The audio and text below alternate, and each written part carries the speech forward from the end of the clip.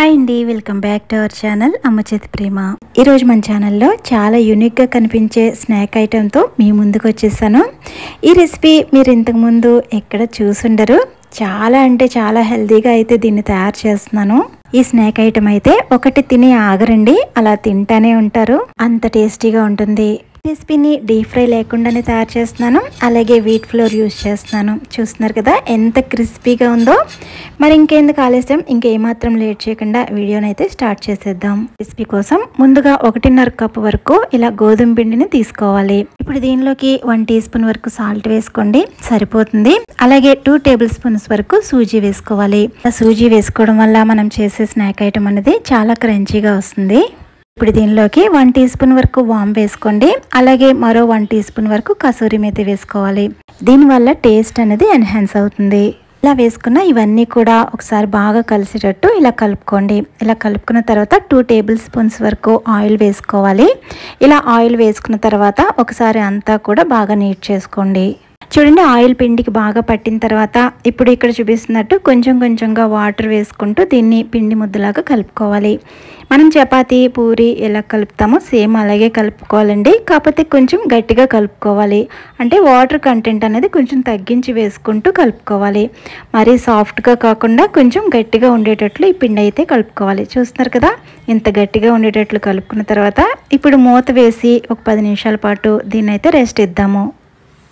ఇది నానేలోపు స్టఫింగ్ చూద్దాము. ఇక్కడ చూపిస్తున్నట్టు నేను 2 మీడియం సైజు బంగాళదుంపల్ని ఇలా ఉడకపెట్టుకుని రెడీగా ఉంచుకున్నాను. ఇప్పుడు వీటికున్న పీల్ అంతా తీసేసి ఇక్కడ చూపిస్తున్నట్టు దీన్ని అయితే బాగా స్మాష్ చేసుకోవాలండి. నేనైతే గ్రేటర్ సాయంతో ఈ విధంగా బాగా మెత్తగా అయ్యేటట్లు గ్రేట్ చేసుకుంటున్నాను. బాగా గుర్తు పెట్టుకోండి, పొటాటో అనేది ఎక్కడ కనిపించకుండా ఈ విధంగా మెత్తగా స్మాష్ చేసుకోవాలి. స్టవ్ మీద కడాయి పెట్టుకుని 2 టేబుల్ స్పూన్స్ వరకు ఆయిల్ వేసుకోండి. ఆయిల్ హీట్ అయిన తర్వాత 1 టీ స్పూన్ వరకు జీలకర్ర, అలాగే 1 టీ స్పూన్ వరకు సోంపు వేసుకోవాలి. ఇప్పుడు లో ఫ్లేమ్లోనే ఇవి 2 కూడా బాగా వేపించుకోవాలి.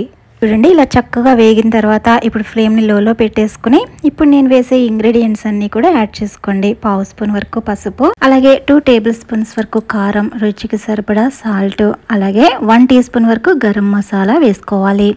ఇప్పుడు ఈ స్పైసెస్ అన్ని లో ఫ్లేమ్లోనే 2 నిమిషాల పాటు బాగా వేపించుకోవాలి. చూడండి, ఇలా వేపించుకున్న తర్వాత ఇప్పుడు ఈ ఫ్లేమ్ని లోలోనే ఉంచుకుని 2 టేబుల్ స్పూన్స్ వరకు కార్న్ఫ్లోర్ వేసుకోండి. ఈ కార్న్ఫ్లోర్ ప్లేస్లో శనగపిండిని కూడా వేసుకోవచ్చు. మనకి పొటాటోలో ఉన్న ఎక్కువ మాయిశ్చర్ని అబ్జర్వ్ చేసుకోవడం కోసం ఇలా కార్న్ఫ్లోర్ని యాడ్ చేసుకుంటాము. కార్న్ఫ్లోర్ని కూడా 1 నిమిషం పాటు వేపించుకున్న తర్వాత మనం స్మాష్ చేసుకున్న ఈ పొటాటోని వేసుకోవాలి. ఇప్పుడు మనం వేసిన ఈ స్పైసెస్ అన్ని పొటాటోకి బాగా పట్టేటట్లు కలుపుకోవాలి. కలిపేటప్పుడు ఫ్లేమ్ని లో టు మీడియంలో పెట్టుకుని కలుపుకోండి. చూడండి, ఇదంతా కూడా బాగా ముద్ద కింద ఈ విధంగా ఫామ్ అవ్వాలి. అన్నీ కూడా బాగా కలిసినాయి కదా. ఇప్పుడు ఈ పొటాటో స్మాష్ని అయితే కొంచెం చల్లారి పెట్టుకోవాలండి. చూడండి, ఈ ప్రాసెస్ అంతా అయ్యేలోపు పిండి కూడా చక్కగా నానింది. చూడండి, ఇలా పిండి నానిని దీన్ని 4 పార్ట్స్ కింద డివైడ్ చేసుకోవాలి. ఇలా అన్నీ కూడా ఇలా రౌండ్ కింద చుట్టుకుని రెడీగా పెట్టుకోండి. ఇప్పుడు ఒక బాల్ని తీసుకుని మిగతా ఆరిపోకుండా మళ్ళీ మూత వేసి పక్కన ఉంచుకోవాలి. మనం తీసుకున్న ఈ బాల్కి పొడిపిండి బాగా అంటించి ఇప్పుడు ఇక్కడ చూపిస్తున్నట్టు మనం చపాతీ ఏ విధంగా అయితే రోల్ చేస్తామో దానికంటే కూడా కొంచెం బాగా సన్నగా రోల్ చేసుకోవాలి. ఈ మధ్యలో చపాతీ పీటకి పిండి అంటుకుపోతుంది అనుకున్నప్పుడు పొడిపిండి చల్లుకుంటూ రోల్ చేసుకోండి. చూడండి, ఎంత పల్చగా వీలైతే అంత పల్చగా రోల్ చేసుకోవాలి. మనం చపాతీ పిండి ఎంతవరకు స్ట్రెచ్ అవుతుందో అంతవరకు కూడా ఈ విధంగా రోల్ చేసుకోవాలి. ఇప్పుడు మనం ఏదైతే కర్రీ రెడీగా పక్కన పెట్టుకున్నామో ఇదంతా కూడా ఇక్కడ చూపిస్తున్నట్టు బాగా స్ప్రెడ్ చేసుకోవాలి. ఇక్కడ కూడా ఒకవైపు ఎక్కువ ఒకవైపు తక్కువ అలా కాకుండా అంతా కూడా ఈవెన్గా సమానంగా వచ్చేటట్లు ఈ విధంగా స్ప్రెడ్ చేసుకోవాలి. ఇలా స్ప్రెడ్ చేసుకున్న తర్వాత ఇక్కడ వీడియోలో ఎలాగైతే చూపిస్తున్నానో అలా ఒకవైపు నుంచి ఇలా రోల్ చేసుకుంటూ రావాలండి. ఇక్కడ చూపిస్తున్నట్టు ఇలా 2-3 రౌండ్లు ఇలా చుట్టిన తర్వాత ఒకసారి ఫ్లాట్గా చేసుకోండి. ఇలా ఫ్లాట్గా చేసుకున్న తర్వాత ఇప్పుడు నైఫ్ తీసుకుని నేను ఇక్కడ ఎలాగైతే కట్ చేస్తున్నానో సేమ్ అదే విధంగా కట్ చేసుకోవాలి. ఇప్పుడు ఈ పార్ట్ని అయితే ఇలా పక్కన పెట్టుకోండి. ఇప్పుడు మళ్ళీ రోల్ చేసుకోవాలి. చూడండి సేమ్ ప్రాసెస్ మళ్ళీ రిపీట్ చేయాలి. 2-3 రౌండ్ల వరకు ఈ విధంగా రోల్ చేసిన తర్వాత ఒకసారి ఫ్లాట్గా చేసుకుని ఇక్కడ చూపిస్తున్నట్టు మళ్ళీ నైఫ్తో కట్ చేసుకోవాలి. మనం ఇక్కడ రోల్ చేసే ఈ రౌండ్లు అనేవి మనం లెక్క పెట్టుకుంటూ రౌండ్ చేసుకోవాలండి. ఎందుకంటే ఒకటి మళ్ళీ పెద్దది ఒకటి చిన్నది రాకుండా చేసే స్నాక్స్ అన్నీ ఒకటే సైజులో రావాలంటే అంతా కూడా కరెక్ట్గా చేసుకోవాలి.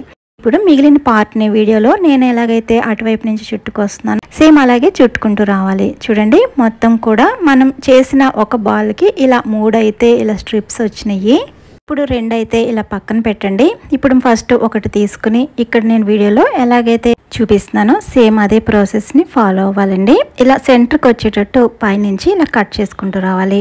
ఇలా కట్ చేసిన తర్వాత ఇప్పుడు ఈ పార్ట్ ఉంది కదా, దీనికైతే మనం వాటర్ని అయితే అప్లై చేసుకోవాలి. ఇక్కడ ఈ పైన ఈ పార్ట్ చపాతీ పిండి ఏ పైపు ఉందో ఆ పార్ట్కి ఇలా వాటర్ని అప్లై చేసుకోవాలి. చూడండి మనం ఇప్పుడు ఎక్కడైతే వాటర్ అప్లై చేసామో ఆ చపాతీ పిండి పార్ట్ని ఇలా మధ్యలోకి వచ్చేటట్టు రోల్ చేసుకోవాలి. వేసిన కర్రీ అనేది లోపల స్టిక్ అయి ఉంటుందండి. చుట్టూరు ఇలా చపాతీ పిండికి వాటర్ అప్లై చేసిన వలన ఇది అసలు ఇంకా ఊడిపోకుండా ఉంటుంది. చూడండి చివరి పార్ట్ని ఇలా వెనక్కి పెట్టి ఇలా ఫోల్డ్ చేసుకుని చేత్తో కొంచెం అదిమినట్టు చేసుకోవాలి. చూడండి ఒకసారి ఇలా చూపిస్తున్నాను. షేప్ అనేది ఓవెల్ షేప్ వచ్చేటట్లు చేసుకోండి. కట్ చేయగా మిగిలిన నెక్స్ట్ పార్ట్ ఉంది కదా, దీనికి కూడా సేమ్ ఇలాగే వాటర్ అనేది అప్లై చేసుకోవాలి. గోధుమ పిండి ఎటు సైడ్ ఉందో ఆ వైపు ఇలా వాటర్ అప్లై చేసుకుని సేమ్ ఆ వైపే లోపలికి వచ్చేటట్టు ఫోల్డ్ చేసుకోవాలి.